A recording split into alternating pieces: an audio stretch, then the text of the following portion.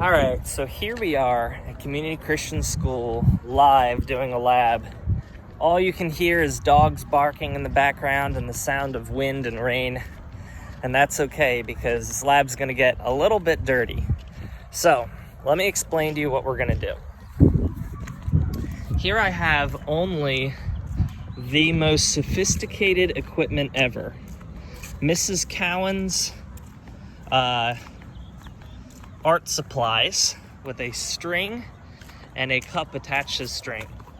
And I'm going to go to a very local and public water supply, catch me just a little bit of water, and we're going to analyze it under the microscopes.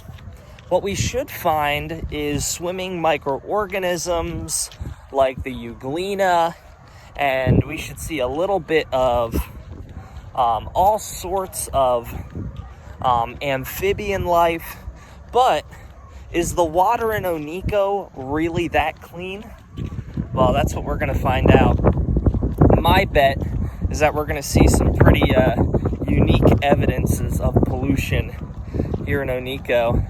Some people even think that, like, the red tide that happened, I'd say 2 years ago, that was all caused by pollution, by companies dumping toxic chemicals into the water supply.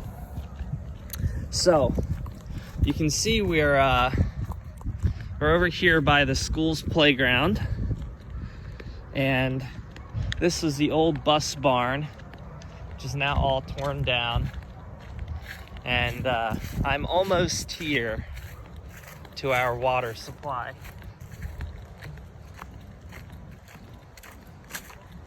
Welcome to the finest flowing river in Manatee County. We're gonna let our cup down. I can see a little bit, I don't know if you can, a little bit of amphibians over there, a little bit of tadpoles. We got it. There you go. I don't know. I guess we're gonna find out. I'll meet you back at the lab where we're gonna analyze things. Hope you find this lab pretty interesting. By the way, I have questions that I'm gonna have in the description. Make sure you answer those questions on just a piece of paper and get it back to me at the end of the week. I'm just gonna take it as a cheap classwork assignment. Okay? So take a look at the questions in the description, and it's kind of interesting because if you don't do the questions, I know you didn't watch the video. So anyway, I'll meet you guys back in the lab. Hello class. I actually have a videographer now, which is kind of nice. I tried running this lab with just one hand on the camera, one hand on my equipment. Didn't work. Anyway, we're gonna need our Bunsen burner for this. You're gonna start with the window closed on the Bunsen burner. It's almost like a choke on a vehicle. It allows the oxygen to be caught up. Now this is about 150 degrees Fahrenheit. If you open the window, now it's about 400 degrees right at the tip of that teal flame. So it's really warm. And here I have a very clean microscope slide. You can see that. And I'm going to take a pipette and I'm going to get just a little bit of this pond water on the slide. And I don't need a lot. And I'm going to do a process that's called slide fixation. You're going to run the slide underneath the microscope, not underneath the microscope, underneath the Bunsen burner about 6 or 7 times. And what that's going to do is it's going to burn and kill just about everything on the slide. And it's going to dry up all the water. Now,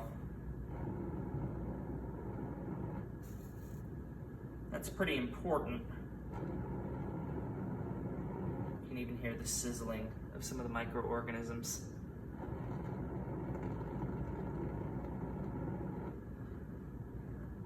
Now you can see that, I don't know if we can have a good camera angle, you can kind of see a film there where the water was left, and we're going to be looking directly at that film. Wow, my slide chipped.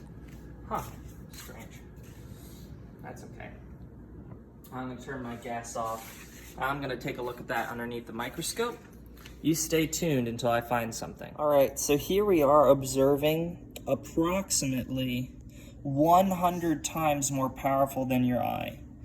And you can see some of the things that we've found in that water that are fixed to the slide.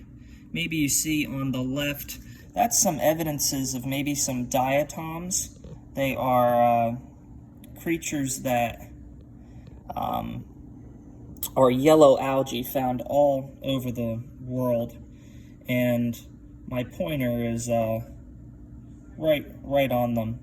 Over here you might see, I think that might be some remains of a dead tadpole, unfortunately, poor guy. But additionally, take a look at all of these little dots. All of these little dots. Well, what are those? Those little dots, those little particles, are too large to be algae, definitely too large to be bacterium, and it's not water, because the water all evaporated. So, what are they? And that's a really good question.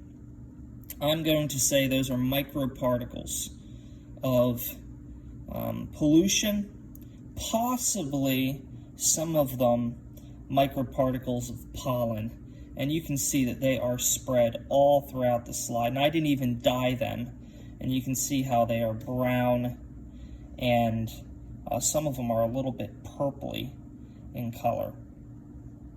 And they are found all over the place. I'm going to see if I can't go a little bit deeper and try and zoom up on one of them.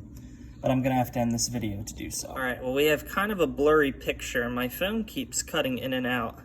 This is 400 times better than your eyeball. 400 times. And you can see, as we move around, chunks of who knows what, like this. And we've zoomed up on all these little dots, and you see that it turns out that they're actually more of a black color, and they're everywhere. What are these things? My best guess, some healthy pollutants that have invaded our water supply. Don't drink the water in Onico. I'm just kidding. But they're everywhere, and you can see that. Some of them are a little bit different. I actually saw one move earlier. I couldn't get my camera going fast enough. I think something survived my trial by fire. But anyway, very cool. You can see some clumps of stuff here. These are bigger macro particles here. I have my pointer on it. And that could be like some fragment of a leaf or something, an animal left behind. But all these tiny dots, well, I'm going to say that that's all stuff that we would be taking in if we drank from our water supply. So anyway, I hope you found this video kind of interesting, and maybe you learned a couple things. But that's all for now. Make sure you double check the